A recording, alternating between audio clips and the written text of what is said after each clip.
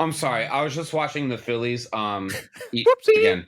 And can you I can't watch this anymore. How was your show this past weekend? Dude, it was pretty good. Definitely the most upscale place I've ever played. I had, the vest on, the white collar button down, so looking pretty spiffy. Doing my thing. I had, the demographic. It was a bunch of wedding parties, obviously, and then just some, I guess some regulars just there to kind of just hang out and enjoy the good weather that was on this past Saturday. Me doing my live looping stuff. I was doing one of my songs that I always play when you're at there, in your eyes. But when I was getting the whole thing set up and the song built out, I saw this couple uh, across the other side of the bar area, and they were kind of, they were definitely paying attention to what I was building up, and they looked like they were kind of like, "What's the song? What's this song is he playing?" It's almost like you're like, I know it sounds like a familiar song that I know, but I'm not sure. And then once I hit the first, lyric to it, "Love," they were like, "Ah, yeah," and they both did like a high five, so they kind of got the song. And then I think within the first 5 seconds, I had like a break in the lyric where I can, ask them like, so I'm like, "Oh, did you guys get the song?" I don't think they knew I was talking to them, but it was cool to kind of see that they were that engaged to be able to know, okay, what's the song is he playing? And then they were able to guess it. So like, yes, good. I'm like, all right, cool. So at least I'm grabbing people's attention. Yeah, I think that's incredibly it's resonating with me because it's like as an artist, I'm like, how do you build a story? How fast do you want it to be? 10 Yeah, seconds or 10 minutes, 10 hours. Uh Harry Potter and the insert the blank. It's like the fact that you were able to get people to stop what they were doing and say, wait, is this engaging the audience? So important, right? yeah. Let's start this intro. Oh,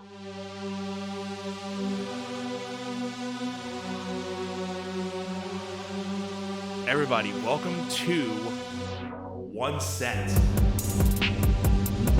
My name is Anthony Irvin. what's up, everybody? How we doing? This is my co-host, Jim Green. This has been a year in the making. It's really been 23 years in the making. Who wants to tell it? You or me? I don't know. Let's do it. What's up, everybody? Welcome to another brand new episode of One Set. I am Anthony Irvin, aka Magic. I'm here with my co-host, Mr. Jim Green, aka Green Monster. How are you doing, brother? Brother, I am doing more than fantastic. I gotta say, whew, what a week, what a weekend. Mm, I know you usually ask um, how I'm doing after you do the intro, but I will say, given that it was Father's Day, I want to hear about your weekend, especially Sunday, and also just from the bottom of my heart, wish you the happiest of Father's Days. thank you, man. Yeah, it, Yeah, it was a good day. Got some cool drawings from little guy. Got this is definitely a definition of a dad gift. I got a brand new cooler. So, so I've been wanting to try to get like a cooler for my fishing trips and stuff. So uh, me and the wife kind of picked out something for myself because she was going to surprise me with a bigger uh, Yeti cooler, but she's like, I didn't know these things were like $300-$400. I'm like, I would never spend that much on a cooler, but I mean, yeah. you get what you pay for. The Yeti brands are because they're top of the line, it's Yeah. like you're not dropping less than $400 or $500 for even something small. It's Right. insane. So we were online and she was seeing stuff that was like, oh, well, this Yeti cooler is 80% off and you can get it for like under $100. And she was about to buy it, but I'm like, oh, hold on 1 minute. 1 minute. Uh, you might want to check it because it might be a scam. None behold, it was a scam. So I'm like, all right, thank God, because hey, $100 isn't much, but it's still, when you're seeing something for like 80% off of a $400 cooler, you're like, what's the catch here? So I was okay with not getting a Yeti cooler. So, we just got something off of Amazon, which was pretty much, it was like one of the Igloo coolers.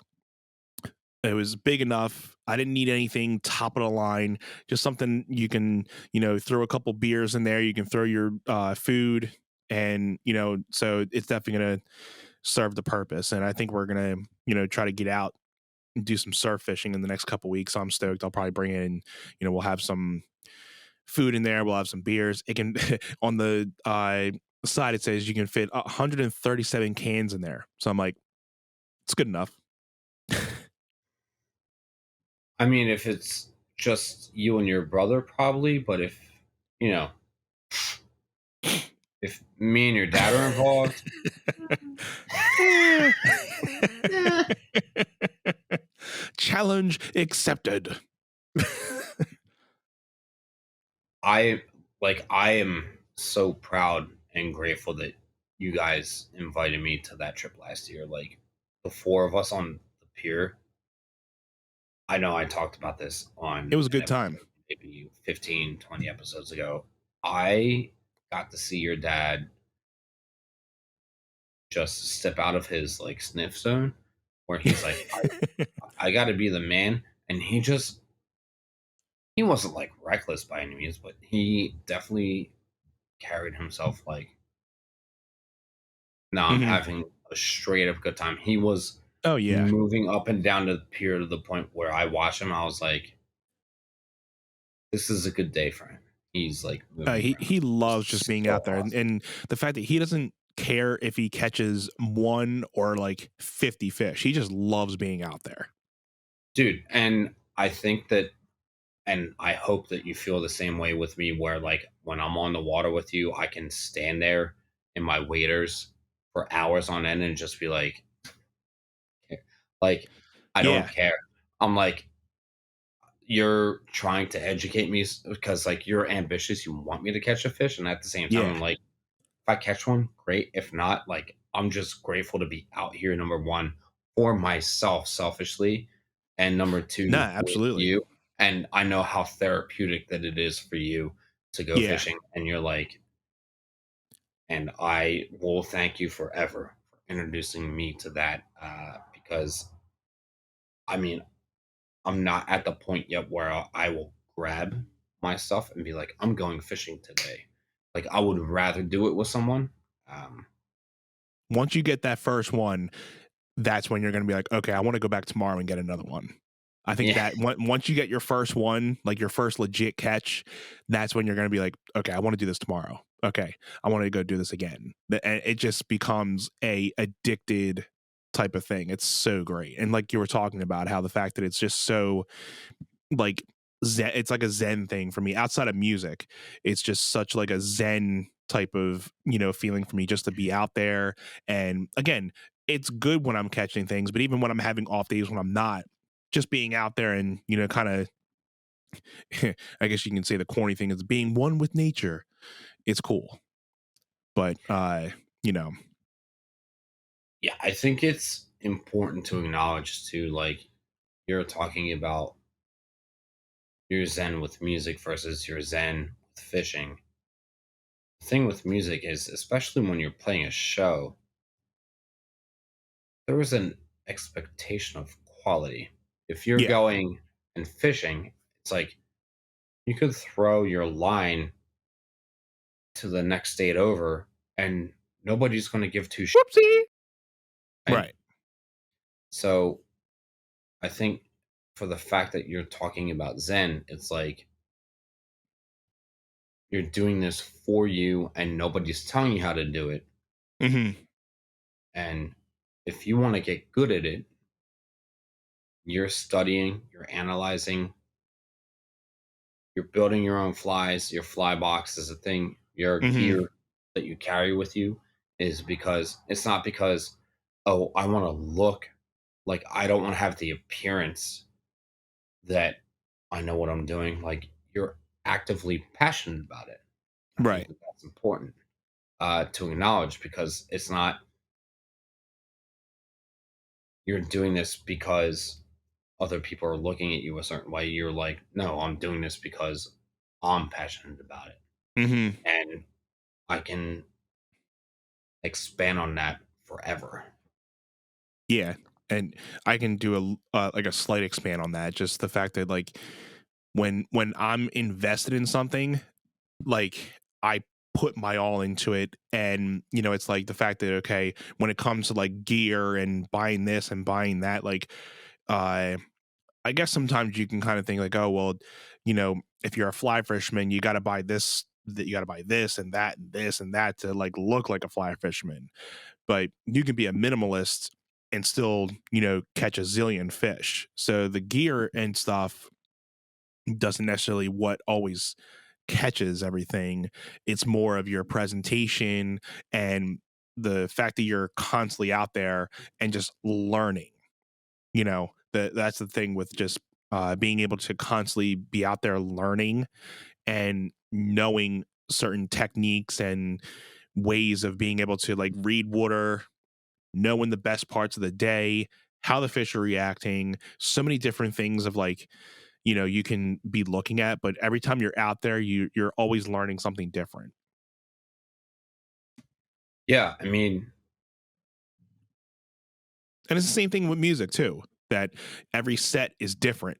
You I can play the same set twice and I'll have different responses each time because you're never going to play for this unless you are playing. Well, even then, you might play the same venue all the time, but you might get a different audience. You might say you play the same venue once a week for a month.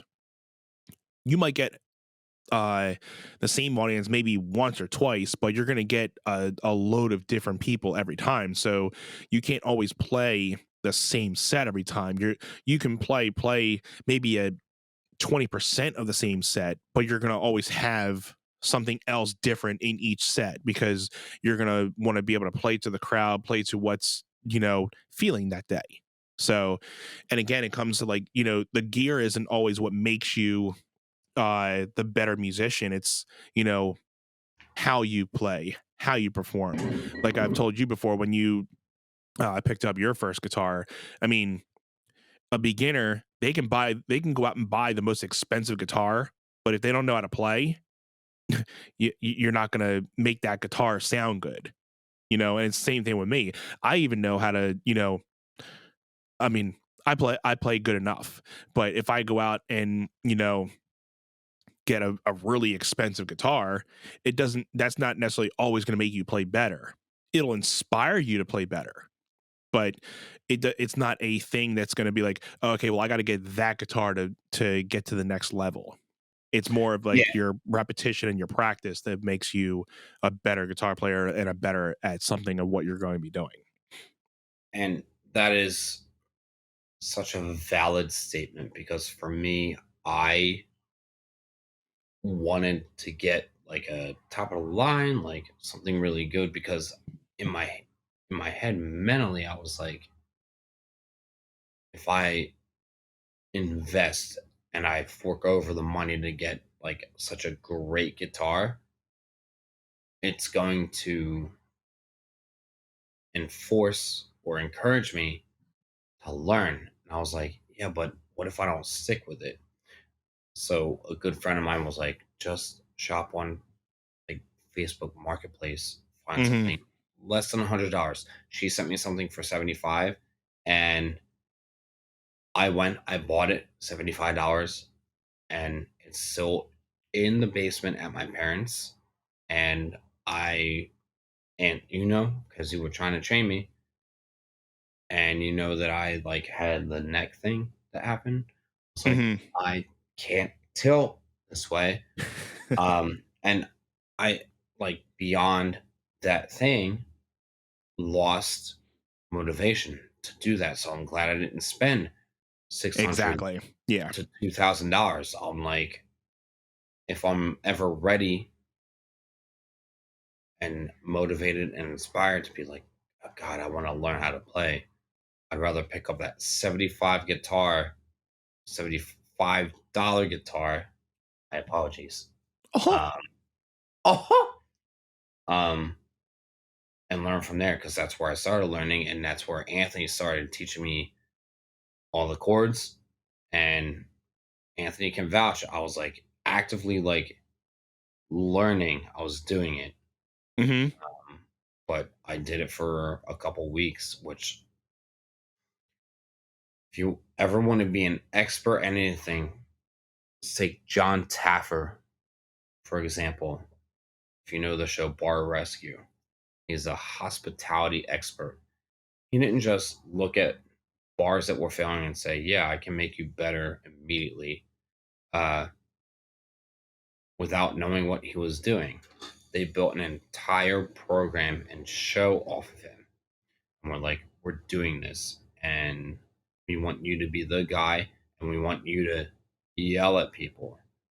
And that's what he does. He literally yells at them, and to the point where they're like, "Oh my god, I'm worth nothing." And then it's like, Mm. you revamp your bar, let me shake your hand, give you a hug, and be like, "I believed in you all along." And it's such like Whoopsie. to the point that I've watched so many episodes. Um, Thank you. You knew what I was doing. Um, but it's a compelling show because it revitalizes where they were, and they've been doing this for years. Right. Before the pandemic, up to the pandemic, through the pandemic, and then he was trying to help navigate through the pandemic. You know what I mean? Hmm. But it's just one of those reminders like your energy investment, your commitment, your dedication is everything. If you think you want to do a thing, think about it. But if you want to do it, you should do it. Consistency is key. Consistency is And key. I think you're a great example of it. The fact that you were sticking with it for a good while and you were starting to see, the improvement. With the unfortunate thing with your what happened with your neck, but your consistency was starting to show that you were starting to get you know it was everything was starting to click. So with anything, consistency is definitely something to with anything in life, like just being consistent. And like I've said before on the podcast, I think this is something that I've been the most consistent with just being able to have us upload every Friday and be able to put out content every week. And we haven't missed a week since the start of the year. So this is the most consistent I've been with a project. And Yeah, man. I mean, it's showing. We're getting more people watching, and we're starting to see numbers come in. So Yeah. I mean, I wouldn't have signed on to this with you, one, without your prior experience with table talk, and mhm, also, um, being consistent is really, really important, right? yeah, Um,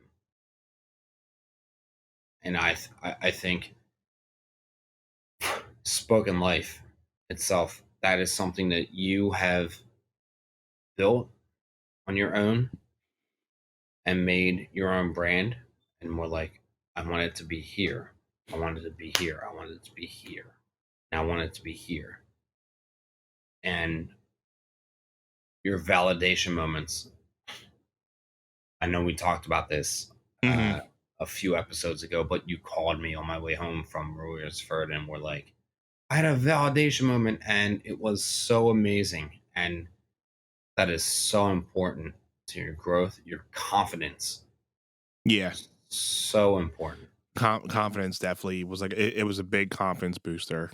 Just the fact that it was just one of those things that uh for us as entertainers, you and me, you know, being able to have people react to what we do and have people comment on what we do to validate us on us being able to continue what we're doing, because we've both had times where we're like, what the am I Whoopsie. doing? Am I doing this for the right reasons?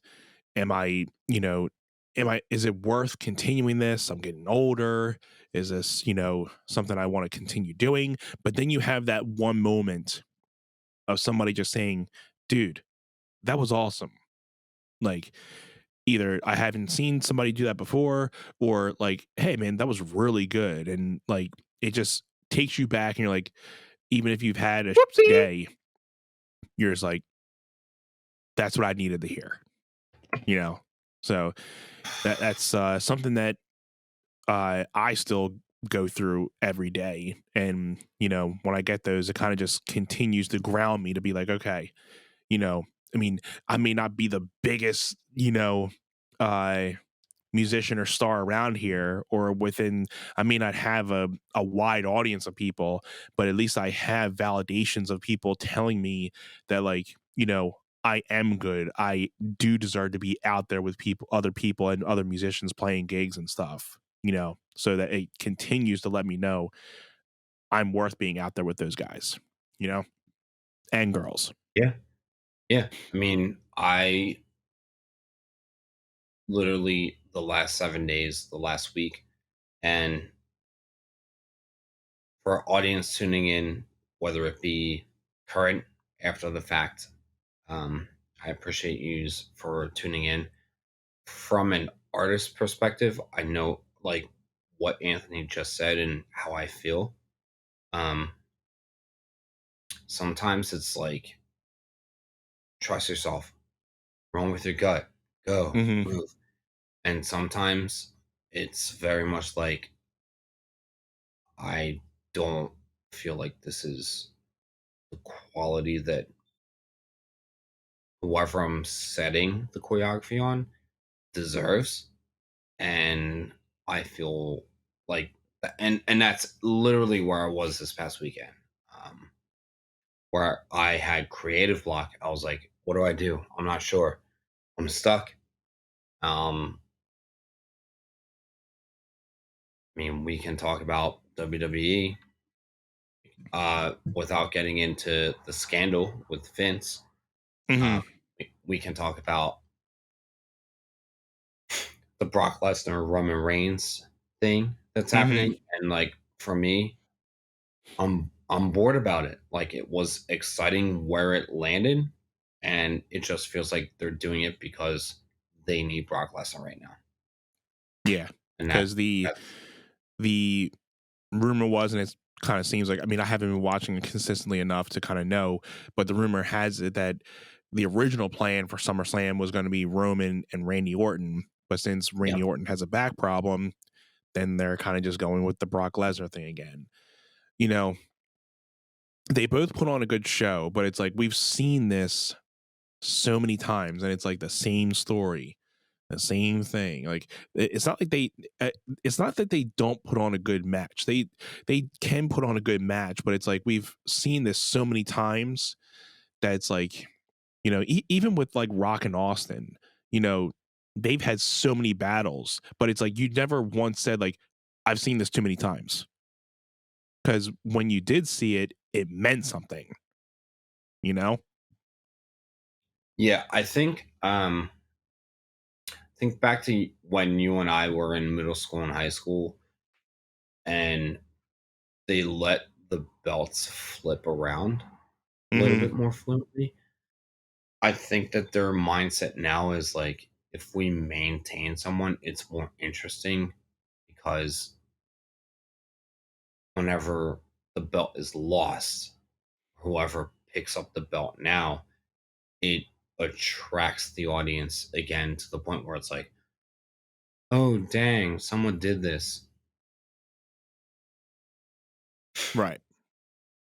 And it's like, okay, if Cody Rhodes was the guy to beat Roman Reigns, cool.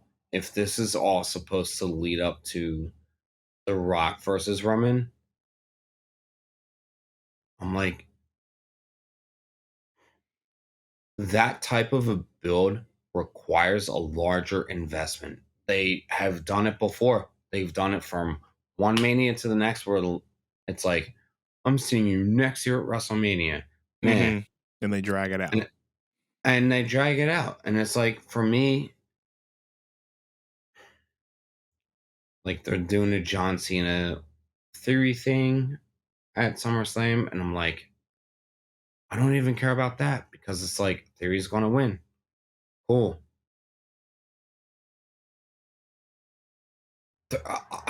It just, there's nothing in wrestling that is making me feel like excited is the word. Yeah. Because as an audience member, it's like, I tuned it on last night for the first time and I watched all 3 hours. I was like, okay, I know where this is going. Not that it's super predictable, but I was like, okay. But I just sat here and I was like, all right. You can kind of see where things are going. I mean, you don't know exactly, but you can kind of see where, the storylines are going, where, and again, everybody's always saying like, well, I mean, that was the Attitude Era. The Attitude Era is not going to come back. This is another era. So, I mean, yeah, two different eras and two different timestamps. Obviously, Attitude Era stuff would never go and get any clearance in this day and age. But the fact that, I mean, you can still use some of the tools on like writing, storylines and stuff. You can argue the fact that they're not getting enough consistent wrestlers to step up, but then you can also say who's been, breaking out that wants to step up into the spotlight. Nobody. You can try to make a Nobody. star. You can try to make a star, but for that wrestler, they have to do most of the work. You can put them in the spotlight, but if they're not doing good in that spotlight, there's not much they can do about that. Yeah. And I think that's half the reason why, because they've tried to push a lot of guys, and yeah, I mean, maybe sometimes it's been bad booking, but some of the other times it could have just been like they're just not much of a draw because the fans aren't believing in them, or they Who? don't make themselves believable in a way. Okay. Like, try to rack your brain for 2 seconds and think about who do you think was their best draw in the last 5 years that you think that WWE just like failed. I think I know where you're going, and I think I I have think the you'll know theory. who I say. Go ahead. Bray Wyatt. Yeah. And He, it's not like the thing about him is he wasn't athletic. He wasn't about like in the ring. He was built to look like this. Whatever. He built compelling television. Yeah. Those And I first think 3 episodes of that Funhouse was probably the greatest promos, if not ever, of this era, because it made you want of to come this back. era easily. It made you want to come back every week to be like, what more does this dude have to say? And then when he first revealed the Fiend, Yeah. I mean, realistically, because I think we didn't expect that part of it. When we first saw Bray Wyatt, he was just in this regular, sweater get up thing, and I'm like, okay. I mean, we'll see, but It's a, obviously there has to be something different about him. He's just not going to be a Mister Rogers dude. But then when he started, getting that schizophrenic type of thing to him, I'm like, all right, that's where he's gonna start. He's gonna have something with this in this. But then when he brought up the Fiend, that's when I think everybody started turning the light on, like, okay, this is great. But then I think once I started seeing maybe 2 more episodes after that, I'm like, they're gonna screw this up. I don't know when, I don't know how, but they're gonna screw this up. Because this is the greatest thing that's happened in wrestling in the last couple of years, but I know this is going to get screwed up somehow. And it did. so the layout, the planning, the introduction of the Fiend in, I think, episode 4, maybe not 5. Yeah. For the Fiend to debut and lose to a disqualification because Seth was just like, bam, I'm smashing a hammer on this chair covered. Yeah. I'm pretty bent that the Fiend got the big win. I remember exactly where I was. I was watching it at my studio and messaging you and being like, oh my God, the Fiend won the Universal belt from Seth in Saudi Arabia. And I was mad because he got the win not at home, not in front of people that cared. And I'm not saying the Saudi crowd doesn't care. I'm just saying the company was built here. Mm-hmm. In and this not even country. that. I just think it was like, I think he won it too soon. I mean, he was already going up the ladder, so they probably just felt, okay, let's just zoom him and take him up the mountain. But I think it would have been better for him to just climb up, run through the roster and just like take out everybody in the roster. Then you get to the top and then be like, okay, this is what I've been doing to everybody else behind me. So, it's like, but his stardom was already going to put him in the top. Understandable. Yeah, but I think they could have waited maybe a couple more months to put him in a title picture. I think it was too soon to put him in a title picture. I think they fast tracked him to that main event spot to make him a big deal too soon. They pulled the trigger on him where it was like, no, I can't. Did you hear any of that or no? No. Anyway, my phone is doing really fun things. I don't even know where it is. I think they tried to do the Sting thing, but fast forward, where they made Sting relevant, but like soft, like our podcast. So like every time we have an idea about like we want to elevate the cast and adjust the graphics and this and the other, or we have ideas for the intro, the midsection, or let's do a segment. Let's talk about this. Let's talk about our top 5, this, that, or the other. It's like, did you get bored after you watched Goldberg win 100 times in a row? Or did you tune in to see if he will lose eventually? And he didn't lose ever. And our friend Matt from Norway, he was like, he's the worst wrestler ever. And I'm like, do you like him or Brock Lesnar better? And he's like, that's not a fair question. Sting forever. And I'm like, okay, well, do you like Sting or Triple H? And he's like, Megazord. And I'm like, that's not. Okay, cut. Okay.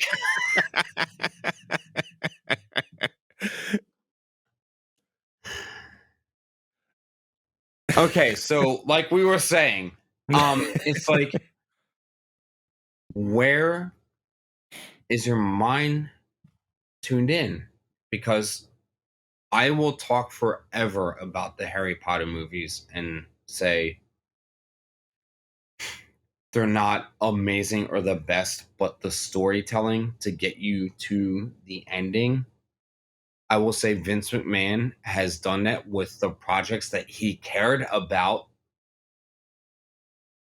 And right now, and whenever there's injuries, it's just kind of like, I don't care. I'm just going to throw Brock Lesnar back into the picture. And people Yep. are going to be like, oh my God. And I literally was just like, when am I tuning back into wrestling again? Because right now, I'm like, football's done. Congrats to the Warriors, Steve Curry. You mean basketball, not You football, are but yeah, we got you. soccer in some countries. Yeah. No. Football. Basketball. Football. The NBA. Steph Curry is, like Bill Burr said, you get him past half court, he's just like, sorry, Nah, boom, he's gonna gone. make it. Yeah, Yeah, he's gonna make it. he's definitely he's definitely worthy of the Finals MVP. Warriors did what they had to do. Great finals. Congratulations to the Golden State Warriors once again. Absolutely. And as much as I've been going back and forth with the Phillies, listen, Linda, I feel like a lot of us, Anthony, talk to me about that time where you had a first market period where you were either crashed or doing well, and then it flipped the second market period, and third market period was just like, you're doing okay, but you're losing. You're doing okay, but you're losing. And then you're like, oh God, the fourth market period is going to dictate the rest of the year. Oh yeah, I'm sure I've had one or two instances of that like throughout the year. Like I think I had it more in college where it was like, oh, this class is definitely going to be a tough one. Like you start kind of getting a little bit into it, but then you fail a test and you have to climb back up from that test to get back up into at least a passing grade. And then you kind of ride that tail end until the end of the year, and you're like, okay, this one test is going to determine whether I pass or fail this. And then you take the test, and you're like, I think I did good, but I'm not sure if I passed or failed. And then you're just playing the waiting game of whether you passed or failed. And then, I've passed and I'm like, all right, thank God. Yeah, or at least you get to the point where like, I need a 75 to pass. Or like, I need an 85 to pass or something. And you're like, I just need the minimal amount of numbers to pass. Just give me that.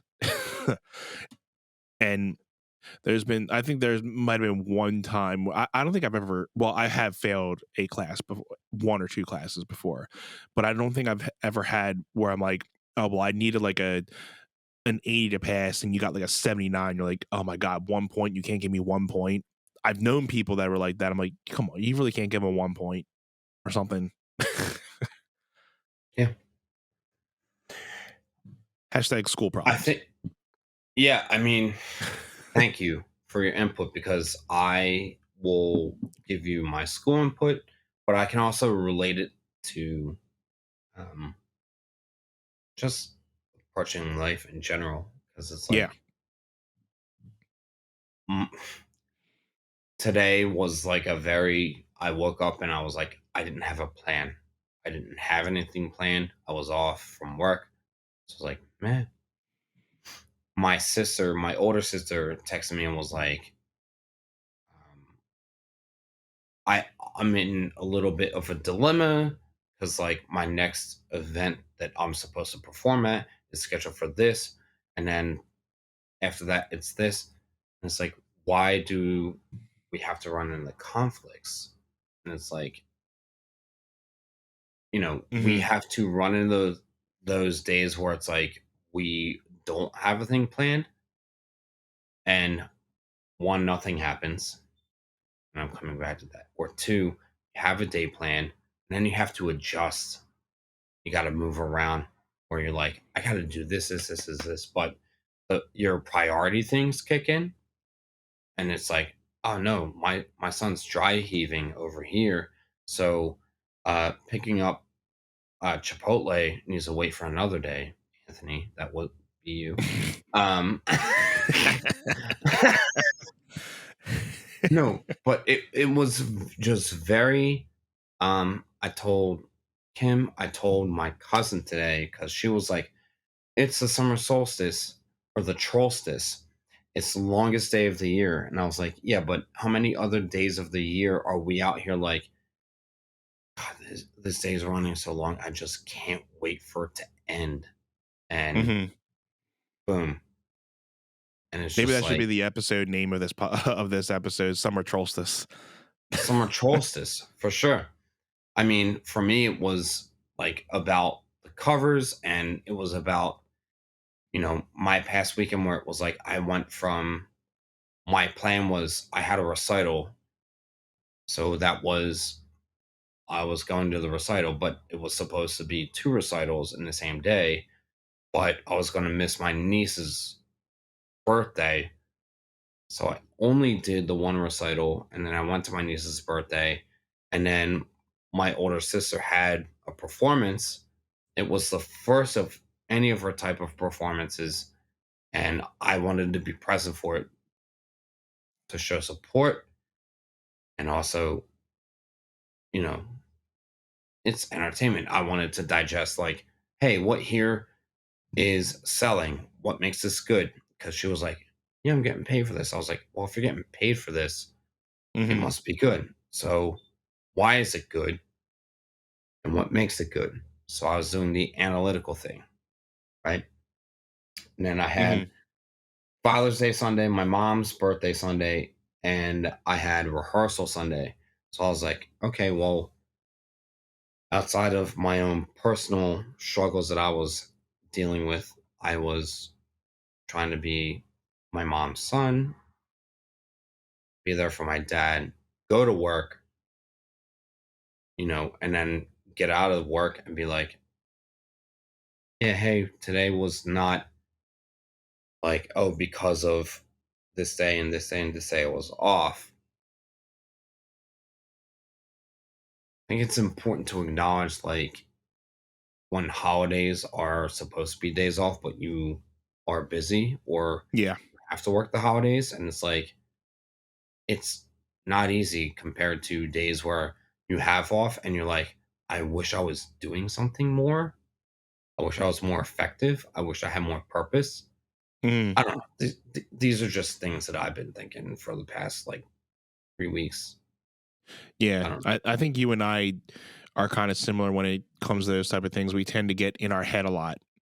And sometimes we need certain things or someone or something to just bring us back down and ground us that we're like, okay, the things that we were thinking weren't as bad as what we were thinking at all in the first place. But, it sometimes it can be good to kind of, be in your head to be like, okay, you're juggling this, you're juggling that. Then you have to kind of figure out to do, you know, kind of just organize your things. But then sometimes your brain can get you away from what's important, and I think that's kind of where we both kind of lie in that spectrum. Sometimes our brains can get us, really out far sometimes, and we just need to kind of be dragged back excuse me, dragged back in to kind of, be like, okay, calm down. You're everything's okay. It's not as bad as what you think. Yeah.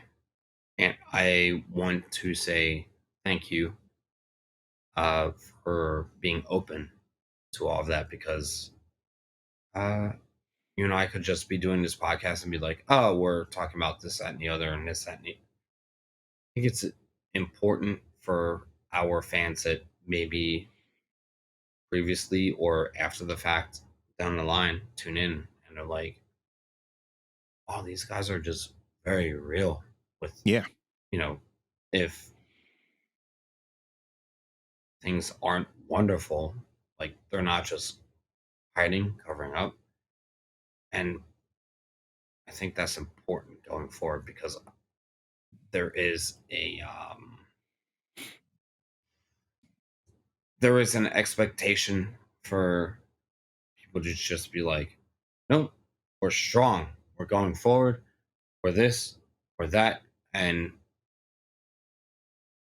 I'm not saying, "Hey, we're out here being a bunch of weaklings," but like I'm also acknowledging my moment of weakness. And Oh yeah. I thank you for like being open to that. Um, let's talk about your covers real quick, if you're okay with that.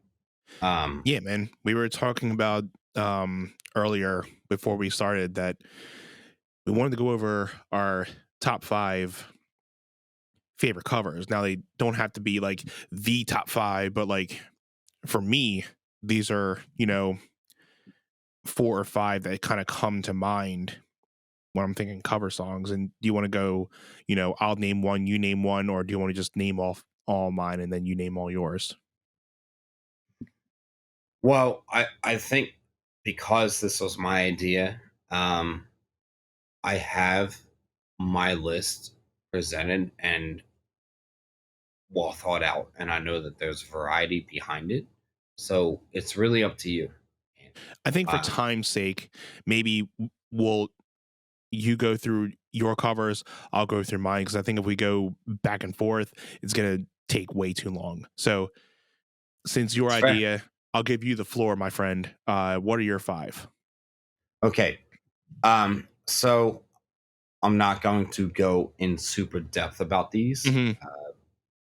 but um, it's really hard being a dancer, and Michael Jackson was one of my initial inspirations for me to say the Weeknd's version of Dirty Diana, just Mm, coined DD, yeah, off of one of his earlier albums. And I think there's something about like the accents that hit, and um, jeez, that one is a of good my cover, by the solo way. one of my soloists that I work with, he and I were just talking yesterday about because his piece is very much like got a lot of words and then there's a lot of breakdown. Got a lot of words, there's a lot of breakdown. And I also have another project right now where it's like you gotta match the lyric and then you just gotta match the rhythm of the beat. And it's when I hear that song, I feel like the balance is so perfect. It I mean, there's things that I want to say. I don't know it. I'm just going to say it. Um, I feel like as I envision dancers doing Hmm. this, and this is probably because when I saw this piece done or performed by an all-female cast, and it was very sexual, I was like, okay, cool. Because when I hear this song, it feels that way, but I could never present it in that light, you know. Hmm. Um, Number 4, um, I think it's Britain's Got Talent, is Callum Scott's Dancing on My Own. Um, he seems super humble, and I have watched it so many times over. I'm pretty sure it's Britain's Got Talent because he's European.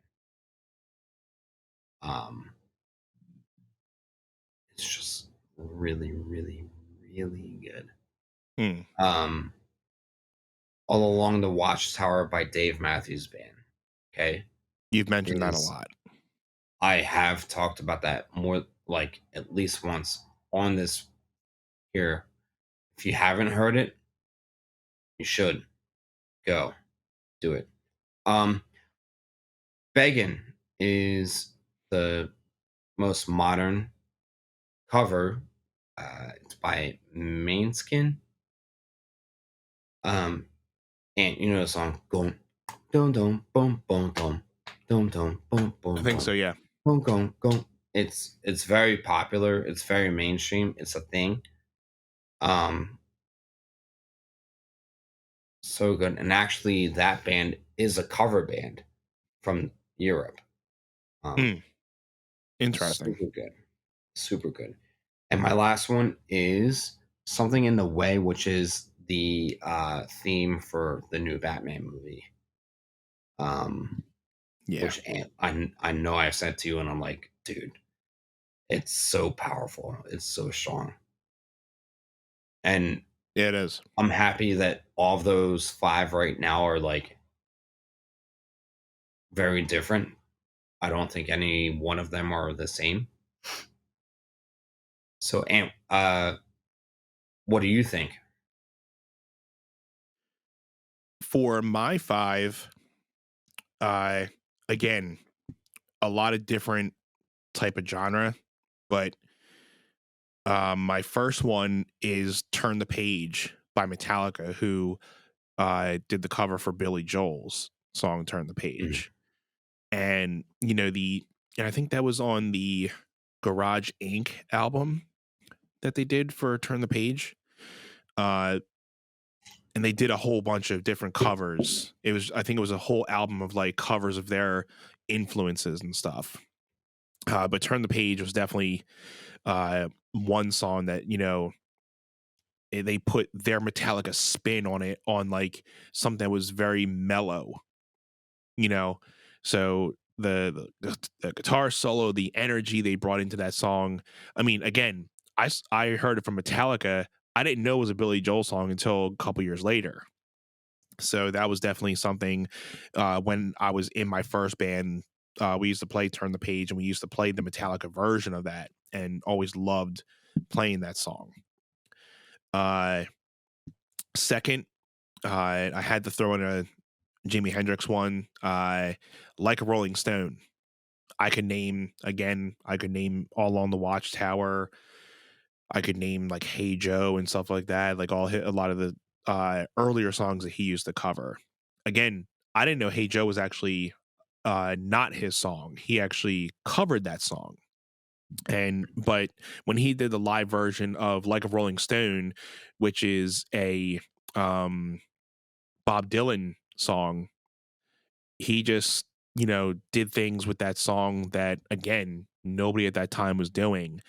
And just, you know, he even missed a verse and still just played it off like, oh, yeah, it's just, don't worry. I know I missed a verse. He even says it in the live version. Don't worry. I know I missed a verse, but he still keeps on going. It was just a magical, uh, rendition of that song. Number three, uh, the cover of "Since You've Been Gone" by Kelly Clarkson. A Day to Remember covered it. Uh, when I was getting into a lot more heavier music at the time, I was introduced to A Day to Remember, and they did the Kelly Clarkson song, and they had a mixture of like post-hardcore, metalcore music mixed with pop punk. So they took a very heavy pop star song and put it into like a heavy metal song, and I'm like, wow. And that wasn't done a lot in that time. So when they broke out into that song, I was like, wow, that's awesome. And they made it heavy, grungy, and they started off like very mellow with it, and then they just broke into like a very metal type sound with it. And awesome cover. This is an instrumental cover, but by another band called August Burns Red. They did an instrumental cover because usually every year they'll come out in during Christmas. They'll make a Christmas album of a couple instrumental songs of Christmas songs. The one that everybody probably usually always remembers is "Carol of the Bells."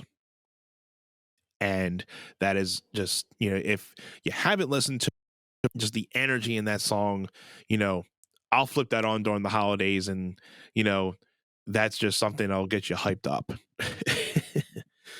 I don't have So a the the Trans-Siberian Orchestra version, right?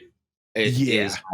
It is my go-to track for December when I Yes. teach hip hop. Yeah. When I teach hip hop classes, I'm like, we're gonna crush. Boom, boom, boom, boom, go, go, go, go, Dude, boom, I boom, saw boom. them live. I want to see them Yeah, so bad again. yeah. I loved that whole thing seeing it live. So glad that I bought tickets. I definitely want to go to it again. So hopefully in the next year or two, I'll be able to go back. I would definitely spend the money to go back to it because we were like maybe 11 rows off of the floor and just can see the full stage. It was amazing. Entertainment, guitar work, instrumental work, everything. Everything. It was just amazing show. But we'll talk about that maybe on another episode.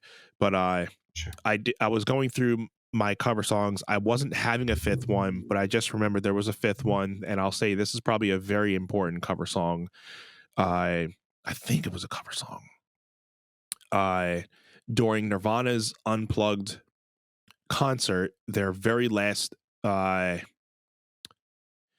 last song, and I'm trying to remember what that is. If you give me a sec, I know we gotta wrap up, but Nirvana Unplugged set list.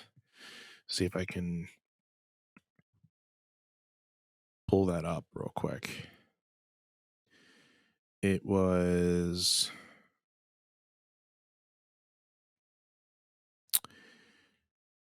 There are so okay. many cover songs. Like Where did you sleep last night? Yes. Okay. I'm not sure if that was a cover.